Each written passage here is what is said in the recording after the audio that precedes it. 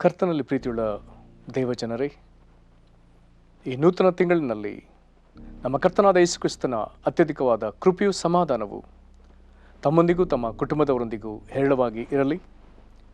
ಹೃದಯಂಗಮ ಮಾತು ಎಂಬ ಈ ವಾಕ್ಯಧ್ಯಾನದ ಸರಣಿಯಲ್ಲಿ ಈ ತಿಂಗಳಿನಿಂದ ನಾವು ಆರಂಭಿಸುವಂಥ ವಿಷಯ ಯೇಸು ಕ್ರಿಸ್ತನ ಶಿಲುಬೆ ಶ್ರಮೆಯಿಂದಾದ ಲಾಭ.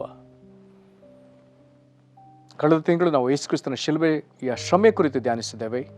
ಆದರೆ ಈ ತಿಂಗಳಿನಿಂದ ನಾವು ಯೇಸು ಕ್ರಿಸ್ತನ ಶಿಲುಬೆಯ ಶ್ರಮೆಯಿಂದಾದ ಲಾಭಗಳನ್ನು ನಾವು ಧ್ಯಾನಿಸಲಿಕ್ಕಿದ್ದೇವೆ.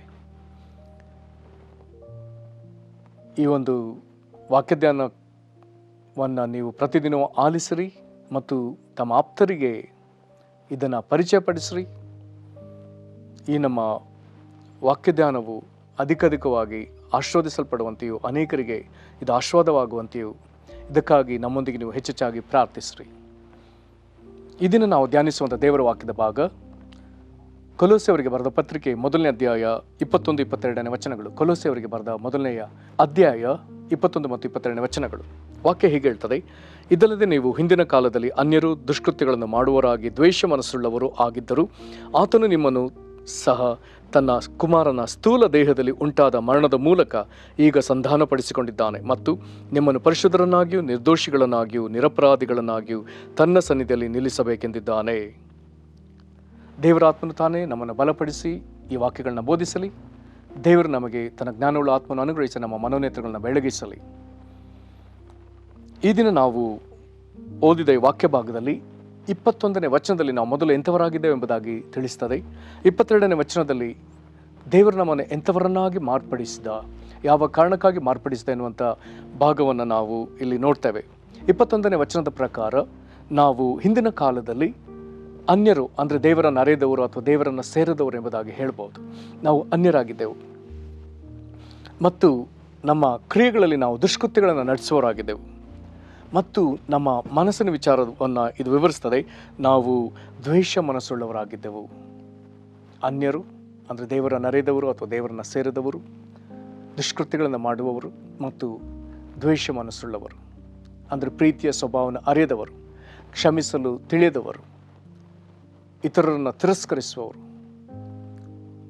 ದ್ವೇಷ ಮನಸ್ಸು. ಇದು ನಮ್ಮ ಹಿಂದಿನ ಜೀವಿತ. ಆದರೆ ಇಂಥವರಾದ ನಮ್ಮನ್ನು ದೇವರು ತಿರಸ್ಕರಿಸದೆ, ನಮ್ಮನ್ನು ಕಂಡು ಅಸಹ್ಯ ಪಟ್ಟುಕೊಳ್ಳದೆ, ಆತನು ನಮ್ಮ ವಿಷಯದಲ್ಲಿ ಮನಮರಗಿದ್ದಾನೆ. ಹೇಗೆ?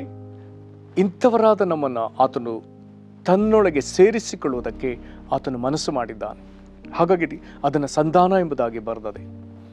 ಒಡಂಬಡಿಕೆ ಅಥವಾ ವಾಕ್ಯದ ಪ್ರಕಾರ ಅದಕ್ಕೆ ನಾವು ಇನ್ನೂ ವಿಸ್ತರಿಸಿ ಹೇಳುವುದಾದರೆ ಶಾಶ್ವತ ಸಮಾಧಾನವೆನ್ನುವಂಥ ಒಡಂಬಡಿಕೆ. ನಮ್ಮೊಂದಿಗೆ ನಿತ್ಯ ನಿರಂತರಕ್ಕೂ ಸಮಾಧಾನ ಸ್ಥಿತಿಯಲ್ಲಿ ಐಕ್ಯತೆಯಲ್ಲಿ ಇರುವಂಥ ಒಂದು ಪ್ರಕ್ರಿಯೆಯನ್ನು ದೇವರು ತಾನೇ ಮಾಡಿದ್ದಾನೆ. ಅದನ್ನು ಹೇಗೆ ಮಾಡಿದೆ ಎನ್ನುವುದನ್ನು ಆತನು 22ನೇ ವಚನದಲ್ಲಿ ಹೇಳಿದ್ದಾನೆ.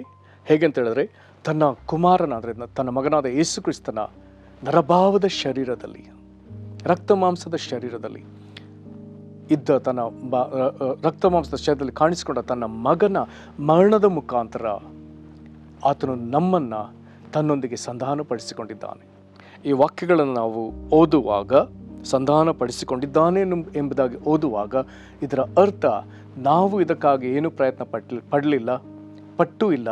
ಆದರೆ ದೇವರು ತಾನೇ ನಮ್ಮನ್ನು ತನ್ನ ಐಕ್ಯತೆಗೆ ಸೇರಿಸಿಕೊಳ್ಳುವುದಕ್ಕೆ, ತನ್ನ ಒಡನಾಟಕ್ಕೆ ಸೇರಿಸಿಕೊಳ್ಳುವುದಕ್ಕೆ, ತನ್ನ ನಿತ್ಯ ಸಂಸರ್ಗಕ್ಕೆ ನಮ್ಮನ್ನು ಸೇರಿಸಿಕೊಳ್ಳುವುದಕ್ಕೆ ತಾನೇ ಪ್ರಯಾಸಪಟ್ಟು ಆತನು ಸಫಲನಾಗಿದ್ದಾನೆ. ಮತ್ತು ಮುಂದೊಂದು ದಿನ ನಾವು ಆತನ ಎದುರು ನಿಲ್ಲಬೇಕಾಗಿದೆ. ಆತನು ನ್ಯಾಯ ತೀರಿಸುವ ದೇವರಾದ್ದರಿಂದ ಆತನ ಎದುರು ನಾವು ನಿಲ್ಲಲೇಬೇಕಾಗಿದೆ. ಅದನ್ನು ದೇವರು ಮನಗಂಡು ನಮ್ಮನ್ನು ಆ ದಿನದಲ್ಲಿ ತನ್ನ ಎದುರು ತಾನು ನ್ಯಾಯ ತೀರಿಸುವ ದಿನದಲ್ಲಿ ಹೇಗೆ ನಿಲ್ಲಿಸಿಕೊಳ್ಳಬೇಕೆಂಬುದಾಗಿ ಆತನು ತೀರ್ಮಾನಿಸಿ ಆತನು ನಮಗೆ ಈ 3 ಅವಸ್ಥೆಯಲ್ಲಿ ತನ್ನ ಎದುರು ನಿಲ್ಲುವುದಕ್ಕೆ ಅವಕಾಶ ಕೊಟ್ಟಿದ್ದಾನೆ. ಇಲ್ಲಿ ಬರೆದಿರೋ ಪ್ರಕಾರ, ಮತ್ತು ನಿಮ್ಮನ್ನು ಪರಿಶುದ್ಧರನ್ನಾಗಿಯೂ ನಿರ್ದೋಷಿಗಳನ್ನಾಗಿಯೂ ನಿರಪರಾಧಿಗಳನ್ನಾಗಿಯೂ ತನ್ನ ಸನ್ನಿಧಿಯಲ್ಲಿ ನಿಲ್ಲಿಸಬೇಕಿದ್ದಾನೆ. ಪರಿಶುದ್ಧರು, ನಿರ್ದೋಷಿಗಳು ಮತ್ತು ನಿರಪರಾಧಿಗಳು. ಪರಿಶುದ್ಧರು ಹಳೆ ಒಡಂಬಡಿಕೆಯಲ್ಲಿ ದೇವರು ಅನೇಕ ಸರ್ತಿ ಹೇಳಿಕೊಂಡಿದ್ದಾನೆ. ವಿಮೋಚನ ಕಂಡ 19ನೇ ಅಧ್ಯಾಯ ಮತ್ತು ಯಾಜಕ ಕಾಂಡ ಪುಸ್ತಕಗಳಲ್ಲಿ ಹೀಗೆ ಅನೇಕ ಸತಿ ಓದ್ತೇವೆ. ಅಲ್ಲಿ ಆತನು ಹೇಳ್ತಾನೆ, ನಾನು ಪರಿಶುದ್ಧನಾಗಿರುವಂತೆ ನೀವು ಪರಿಶುದ್ಧರಾಗಿರಬೇಕು. ಹಾಗಾದರೆ ತನ್ನ ಪರಿಶುದ್ಧತೆಗೆ ಸರಿಸಮಾನವಾಗಿ ನಮ್ಮಲ್ಲಿ ಆತನು ಪರಿಶುದ್ಧತೆಯನ್ನು ಕಾಣಲು ಬಯಸಿದ ದೇವರು. ಇದನ್ನು ನಾವು ಯೋಚಿಸಲಿಕ್ಕೆ ನಮಗೆ ಸ್ವಲ್ಪ ನಡುಕುಂಟಾಗ್ತದೆ. ಆದರೆ ದೇವರು ಇದನ್ನು ಬಯಸ್ತಾನೆ. ಒಂದೊಳ್ಳೆ ಉದಾಹರಣೆಗೆ, ಒಬ್ಬ ಶ್ರೀಮಂತನು ತನ್ನ ಮಗನು ಸಹ ಶ್ರೀಮಂತನಾಗಿರಬೇಕೆಂದು ಬಯಸುವ ವಿಧದಲ್ಲಿ, ಒಬ್ಬ ಮಹಾಜ್ಞಾನಿ ತನ್ನ ಮಗನು ಸಹ ಮಹಾಜ್ಞಾನಿಯಾಗಿರಬೇಕೆಂದು ಬಯಸುವ ವಿಧದಲ್ಲಿ, ಒಬ್ಬ ಚಾಂಪಿಯನ್ ತನ್ನ ಮಗನು ಸಹ ಚಾಂಪಿಯನ್ ಆಗಿರಬೇಕೆಂಬುದಾಗಿ ಬಯಸುವ ವಿಧದಲ್ಲಿ, ಇಲ್ಲಿ ಪರಿಶುದ್ಧನಾದ ದೇವರು ನಾವು ಸಹ ಆತನ ಎದುರು ಅಥವಾ ಆತನೊಂದಿಗೆ ಪರಿಶುದ್ಧರಾಗಿರಬೇಕೆಂದೇ ಆತನು ಬಯಸಿದ್ದಾನೆ. ನಮ್ಮನ್ನು ಶುದ್ಧರನ್ನಾಗಿ ಮಾಡುವುದಕ್ಕಾಗಿ ಆತನು ವಾಕ್ಯದಲ್ಲಿ 4 ಸಂಗತಿಗಳನ್ನ ಆತನು ತೋರಿಸ್ತಾನೆ. ಆ ವಾಕ್ಯಗಳಲ್ಲಿ ನಾವು ನೋಡಿಕೊಳ್ಳೋಣ.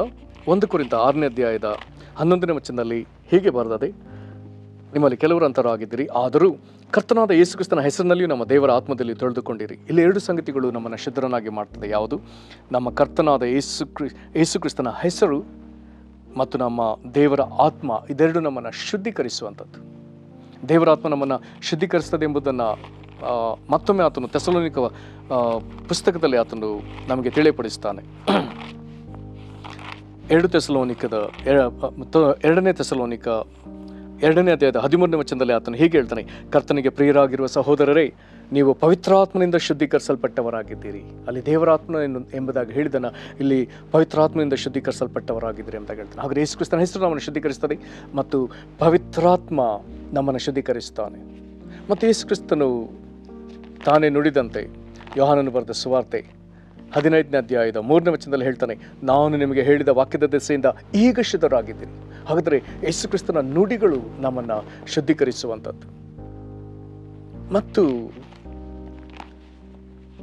1 ಯೋಹಾನ 1ನೇ ಅಧ್ಯಾಯದ 7ನೇ ವಚನ ಹೀಗೆ ಹೇಳ್ತದೆ.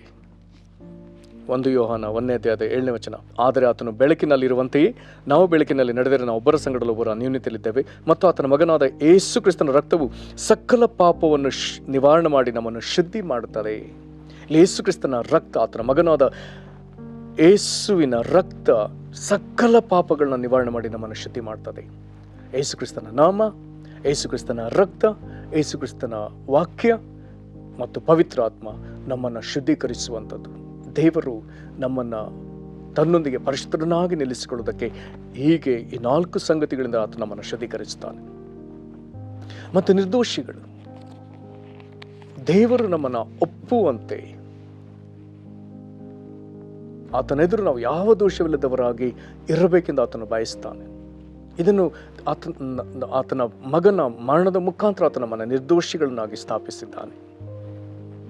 ಮತ್ತು 3ನೇದಾಗಿ ಆತನು ಇಲ್ಲಿ ಇನ್ನೊಂದು ಸಂಗತಿಯಲ್ಲಿ ನಾವು ನಿಲ್ಲಿಸಬೇಕೆಂದಿದ್ದಾನೆ. ಇದು ಬಹಳ ಗಂಭೀರವಾದ ವಿಷಯ.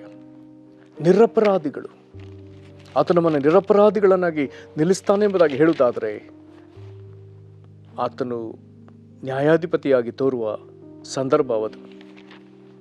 ಆತ ನ್ಯಾಯಾಧಿಪತಿಯಾಗಿ ಲೋಕಕ್ಕೆಲ್ಲ ನ್ಯಾಯ ತೀರಿಸುವ ದಿನದಂದು ಆತನು ನಮ್ಮನ್ನು ತನ್ನ ಎದುರು ನಿರಪರಾಧಿಗಳನ್ನಾಗಿ ನಿಲ್ಲಿಸಿಕೊಳ್ಳಬೇಕೆಂದು ಆತನು ತೀರ್ಮಾನಿಸಿದ್ದಾನಲ್ಲ. ಆತನ ಹೃದಯ ಎಷ್ಟು ಒಳ್ಳೆಯದು. ನಾವು ಅಪರಾಧಿಗಳೆಂಬುದಾಗಿ ಅರಿತು ಆ ದಿನ ಆತನ ಎದುರು ಎದೆ ಬಡಿಕೊಂಡು ನಿಲ್ಲದ ಹಾಗೆ, ಯೋಧನ ಪತ್ರಿಕೆಯಲ್ಲಿ ಬರೆದ ಹಾಗೆ, ನಾವು ಎಡವಿ ಬೀಳದಂತೆ ತನ್ನ ಪ್ರಭಾವದ ಸಮಕ್ಷಮದಲ್ಲಿ ನಿರ್ದೋಷಿಗಳಾಗಿ ಹರ್ಷದೊಡನೆ ನಿಲ್ಲುವಂತೆ ಮಾಡುವ ದೇವರ ಕುರಿತಾಗಿ ಅಲ್ಲಿ ಬರೆಯಲಾಗಿದೆ. ಹಾಗಾದರೆ ದೇವರು ಇಂಥ ಶ್ರೇಷ್ಠ ಕೃಪೆಯನ್ನು ತನ್ನ ಮಗನ ಮರಣದ ಮುಖಾಂತರ ಈ ಲಾಭಗಳನ್ನು ನಮಗೆ ಅನುಗ್ರಹಿಸಿದ್ದಾನೆ. ಆದ್ದರಿಂದ ನಾವು ಕಾದುಕೊಳ್ಳುವುದನ್ನು ಮುಂದಿನ ವಚನದಲ್ಲಿ ಬರೀತಾರೆ, ನೀವು ಕೇಳಿದಂಥ ಆಕಾಶದ ಕೆಳಗಿರುವ ಸರ್ವ ಸೃಷ್ಟಿಗೆ ಸಾರಲ್ಪಟ್ಟ ಸುವಾರ್ತೆಯಿಂದ, ಯೇಸುಕ್ರಿಸ್ತನ ಕುರಿತಾದ ಆತನ ಶಿಲುಬೆ ವಾರ್ತೆ, ಅದನ್ನು ಸುವಾರ್ತೆ ಎಂಬುದಾಗಿ ಕರೆಯಲಾಗಿದೆ. ಈ ಸುವಾರ್ತೆಯಿಂದ ಉಂಟಾದ ನಿರೀಕ್ಷೆಯನ್ನು ಬಿಟ್ಟು ತೊಲಗಿ ಹೋಗದೆ ಅಸ್ತಿವಾರದ ಮೇಲೆ ನಿಂತು ಸ್ಥಿರವಾಗಿದ್ದು ನಂಬಿಕೆಯಲ್ಲಿ ನೆಲೆಗೊಂಡಿರುವರಾದರೆ ಆ ಪದವಿ ನಿಮಗೆ ಪ್ರಾಪ್ತವಾಗುವುದು. ನಾವು ಈ ನಿರೀಕ್ಷೆಯನ್ನು ಬಿಟ್ಟು ಹೋಗಬಾರದು ಮತ್ತು ಈ ಅಸ್ತಿವಾರದ ಮೇಲೆ ನಾವು ಸ್ಥಿರವಾಗಿ ನಿಲ್ಲಬೇಕು. ನಂಬಿಕೆಯಲ್ಲೇ ನೆಲೆಗೊಂಡಿರುವುದಾದರೆ ನಮಗೆ ಈ ಪದವಿ ಪ್ರಾಪ್ತವಾಗ್ತದೆ ಎಂಬುದಾಗಿ ಬರೆದಿದ್ದಾನೆ. ಪ್ರಿಯರೇ, ನಾವು ದೇವರು ಯೇಸುಕ್ರಿಸ್ತನ ಮೂಲಕ ನಮಗೆ ದೊರಕಿಸಿಕೊಟ್ಟ ಲಾಭದಲ್ಲಿ ನಾವು ದೃಢವಾಗಿ ನಿಲ್ಲುವಂತೆ ಸುವಾರ್ತೆಯು ಈಗ ನಮ್ಮ ಕಿವಿಗೆ ಬಿದ್ದದ್ರಿಂದ ಇದರಲ್ಲಿ ದೃಢವಾಗಿ ಕೊನೆಯವರೆಗೂ ನಿಂತು ನಾವು ಇದನ್ನು ನಮ್ಮಲ್ಲಿ ಉಳಿಸಿಕೊಳ್ಳುವುದಕ್ಕೆ ನಾವು ಪ್ರಯಾಸ ಪಡೋಣ. ಇಲ್ಲವಾದರೆ ನಾವು ಆತನ ಎದುರು ಪರಿಶುದ್ಧರೂ ಅಲ್ಲ, ನಿರ್ದೋಷಿಗಳೂ ಅಲ್ಲ, ನಿರಪರಾಧಿಗಳೂ ಅಲ್ಲ. ಹಾಗಾದರೆ ನಮಗೆ ನಿರಪರಾಧಿಗಳು ಅಲ್ಲ ಅನ್ನೋದಾದರೆ ಅಂಥವರಿಗೆ ದಂಡನೆ ನಿಶ್ಚಯ, ನರಕದ ಶಿಕ್ಷೆ ನಿಶ್ಚಯ. ಇದು ನಮಗೆ ಆಗಬಾರದು. ಇದನ್ನು ತಪ್ಪಿಸಬೇಕೆಂದು ದೇವರಿಗೆ ಕಾರ್ಯವನ್ನು ಮಾಡಿದ್ದಾನೆ. ನಾವು ಸ್ತೋತ್ರದೊಂದಿಗೆ ವಾಕ್ಯಕ್ಕೆ ಸ್ತೋತ್ರ ಹೇಳಿ ಆತನಿಗೆ ನಾವು ಮಹಿಮೆ ಸಲ್ಲಿಸೋಣ. ಪ್ರೀತಿಯ ಪರಲೋಕ ತಂದೆ, ಅನ್ಯರು ದುಷ್ಕೃತ್ಯಗಳನ್ನು ಮಾಡುವವರು ದ್ವೇಷವನ್ನು ಸುಳುವರಾಗಿದ್ದ ನಮ್ಮನ್ನು ನೀನು ಕನಿಕರಿಸಿ ನಿನ್ನ ಪ್ರಿಯ ಮಗನ ಸ್ಥೂಲ ದೇಹದಲ್ಲಿ ಉಂಟಾದ ಮರಣದ ನಿಮಿತ್ತ ನೀನು ನಮ್ಮನ್ನು ನಿನ್ನೊಂದಿಗೆ ಸಂಧಾನಪಡಿಸಿಕೊಂಡಿಯಲ್ಲ. ನಮ್ಮನ್ನು ನಿನ್ನೆದುರಿನಲ್ಲಿ ಪರಿಶುದ್ಧರನ್ನಾಗಿ, ನಿರ್ದೋಷಿಗಳನ್ನಾಗಿ, ನಿರಪರಾಧಿಗಳನ್ನಾಗಿ ನಿಲ್ಲಿಸಿಕೊಳ್ಳಬೇಕೆಂದು ತೀರ್ಮಾನಿಸಿದೆಯಲ್ಲ. ನಿನ್ನ ನಾಮದಿಂದಲೂ, ನಿನ್ನ ಆತ್ಮನಿಂದಲೂ, ನಿನ್ನ ರಕ್ತದಿಂದಲೂ, ನಿನ್ನ ವಾಕ್ಯದಿಂದಲೂ ನಮ್ಮನ್ನು ಶುದ್ಧೀಕರಿಸಿದೆಯಲ್ಲ. ಇವುಗಳನ್ನ ನಾವು ನಂಬ್ತೇವೆ. ಈ ಸುವಾರ್ತೆ ನಮ್ಮ ಕಿವಿಗೆ ಬೀಳುವಂತೆ ಮಾಡಿ ನಾವು ಈ ತಕ್ಕ ನಿರೀಕ್ಷೆಯನ್ನು ನಿಂತು ಅದರಲ್ಲಿ ನಾವು ತೊಲಗಿ ಹೋಗದಂತೆ ಕರ್ತನೆ, ಈ ಅಸ್ತಿವಾರದ ಮೇಲೆ ನಾವು ಸ್ಥಿರವಾಗಿ ನಿಂತವರಾಗಿ ನಂಬಿಕೆಯಲ್ಲಿ ನೆಲೆಗೊಂಡಿರುವಂತೆ ನಮ್ಮನ್ನು ಕೃಪೆ ಕೊಡು ಸ್ವಾಮಿ. ಕಾರಣ ನೀನು ನಮಗೆ ಯಾವುದು ಪ್ರಾಪ್ತವಾಗಬೇಕೆಂದು ಬಯಸಿದೆಯೋ ಅದನ್ನು ನಾವು ಸಂಪಾದಿಸಿಕೊಳ್ಳುವುದಕ್ಕಾಗಿ ಕೊನೆಯವರೆಗೂ ಸ್ಥಿರಚಿತ್ತತೆಯಿಂದ ನಿಲ್ಲುವುದಕ್ಕೆ ನಿನ್ನ ಕೃಪೆಯನ್ನು ಅನುಗ್ರಹಿಸು ಕರ್ತನೆ. ಇಂಥ ನಿನ್ನ ಶ್ರೇಷ್ಠ ಹೃದಯಕ್ಕಾಗಿ, ನಿನ್ನ ಈ ಸಂಕಲ್ಪಗಳಿಗಾಗಿ ನಾವು ಸ್ತೋತ್ರ ಸಲ್ಲಿಸ್ತಾ ನಾವು ನಿನಗೆ ಶರಣಾಗ್ತೇವೆ. ಯೇಸು ಕ್ರಿಸ್ತನ ಹೆಸರಲ್ಲಿ ಬೇಡಿದ್ದೇವೆ ನಮ್ಮ ತಂದೆಯೇ, ಆಮೇನ್. ಕರ್ತನು ನಿಮ್ಮನ್ನು ಆಶೀರ್ವದಿಸಲಿ. ವಂದನೆಗಳು.